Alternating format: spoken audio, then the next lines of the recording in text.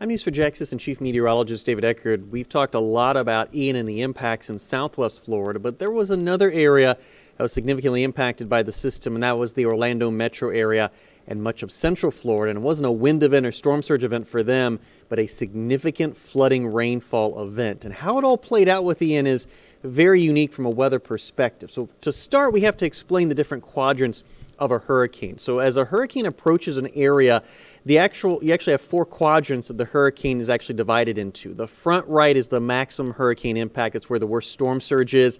That was the set quadrant that much of Fort Myers and Port Charlotte dealt with during Ian's landfall itself. There's still significant storm surge on the front left, which we also saw into parts of the Sarasota area. The significant wind event is actually back into portions of the back right quadrant, and then the back left quadrant's the weakest, but it can still be quite dangerous.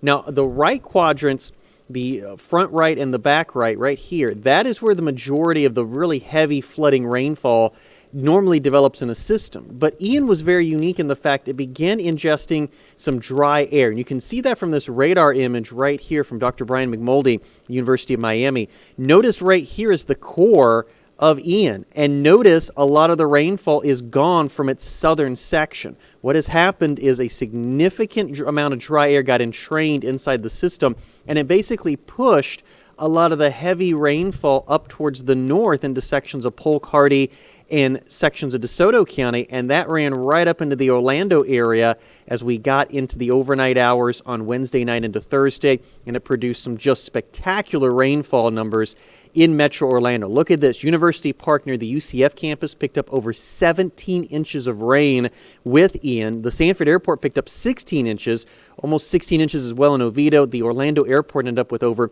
13 inches, and we had some flooding rescues in Kissimmee, which ended up with over 13 inches there as well. But just wasn't Central Florida, or just wasn't Metro Orlando that had to deal with the significant rain.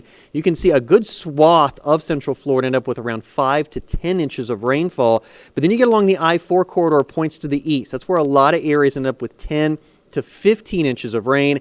And we had a corridor actually from about northeastern sections of Orange County all the way up into portions of Volusia County that ended up with 15 inches of rainfall. This was called a once in a 500-year flood event for parts of that area. Now, that doesn't mean that they're not going to see another flood like this in 500 years.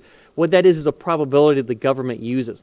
So a 500-year flood level, you only have a 0.2% chance of achieving that, or a 1 in 500 chance in an entire calendar year. Unfortunately, areas in East Orlando back up to Volusia County got to that 0.2 chance with this event itself. So it's going to be a significant flooding event, clearly, for Central Florida. A significant cleanup, not just of homes, but a lot of cars were totaled due to the flooding that occurred in them. So Ian not only had impacts in southwest Florida, but far-ranging impacts in Central Florida as well. I'm Assistant Chief Meteorologist David Eckert for Channel 4, the local station.